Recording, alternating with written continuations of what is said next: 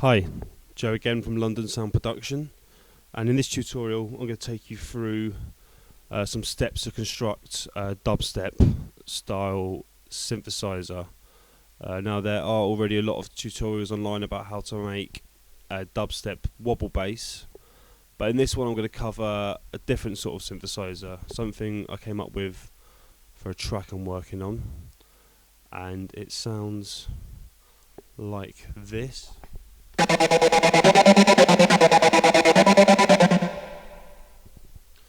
Cool.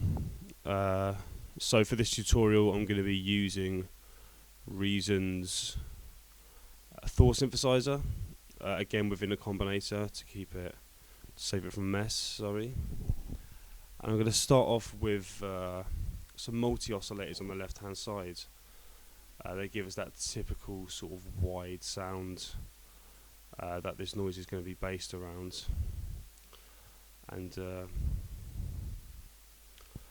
for the first two oscillators I've got a sawtooth wave and a square wave with multi-oscillator 1 on the random 1 detune mode and multi-oscillator 2 on the random 2 detune mode.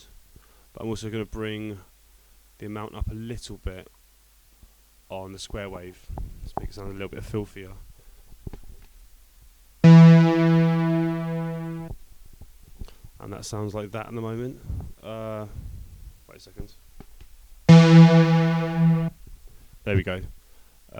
With each oscillator on the left hand side here, you need to route it through by selecting these two lights, by selecting a light for each oscillator, otherwise it's not going to come through, as I just demonstrated there.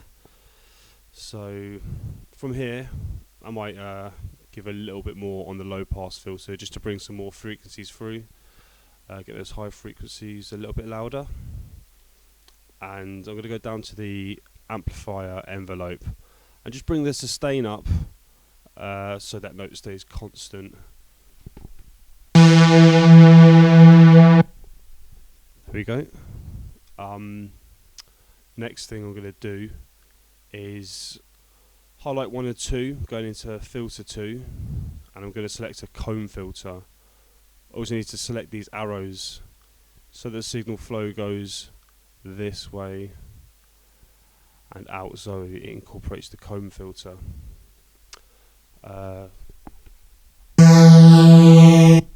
The comb filter gives it a really nasty sounding noise, but I'm going to bring the filter frequency down a little bit on the comb negative. So now we've got that sound. I'm also going to incorporate some chorus to widen up the sound, maybe give it a little bit more of the wet mix. Got it sounding nice and wide. What I'm also going to do is incorporate this shaper. This is sort of like, I suppose, an inbuilt distorter, but I'm going to use the bipulse setting and up the drive a little bit. Sort of just changes the shape of the waveform a little bit. I just like it, and it suits this sound, so that's why I'm bringing it in. Next step is getting the sound moving a little bit more. So what I'm going to do is I'm going to bring in LFO1 to modulate this sound. I'm going to activate the key sync and the tempo sync, and I'm going to change the waveform to a square. Now this isn't going to start modulating the sound until we run it through this modulation matrix. And to do that we need to set our source as LFO1 and our destination as the amp gain. And to get the whole sound modulating, I want to up the amount to 100%, and it should sound a little bit like this. That sort of on-off motion. But for this sound in particular, we need that faster on-off, so I'm going to up the rate to 1/16. There we go, we've got some real movement in that sound now. Next stage, I think we need a little bit more grit in this noise, so I'm going to incorporate the Screen 4 distortion unit. Personal favourite of mine. We're going to keep it on the distortion setting, and we're going to just tweak this cut a little bit, up the mids, down the low, take a little bit of bass out, maybe add a little bit more high, and then I'm going to want to up the resonance quite a lot, and the same for these other settings as well, the scale and the auto.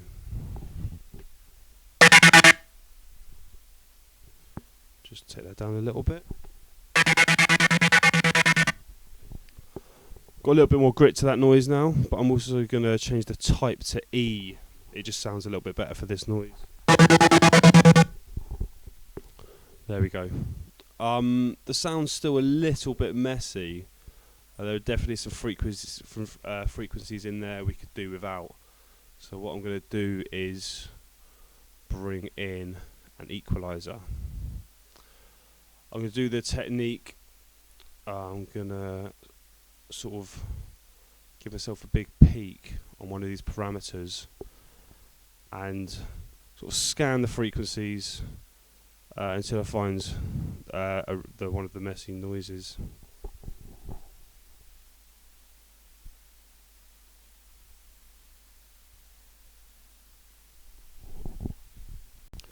First of all, I'm going to draw myself in a note,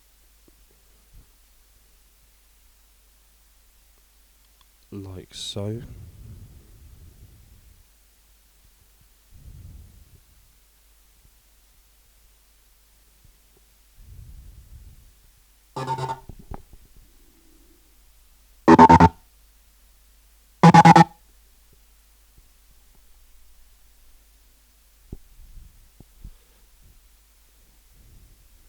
Then I'm going to rearrange this loop.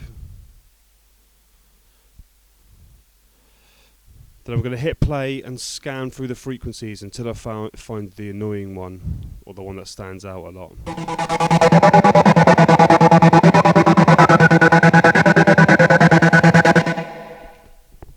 There you go, that one's standing out quite a lot. It's quite piercing. So what I'm going to do is I'm going to bring down the gain quite a lot. I'm also going to bring down the low end,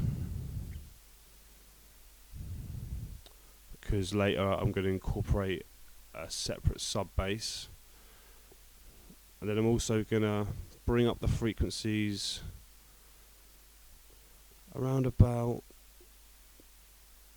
300, just to give it a little bit more boom in the bottom end.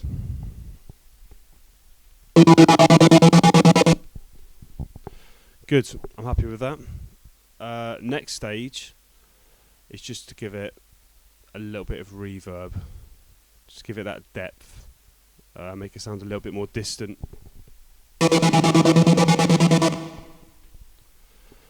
Good.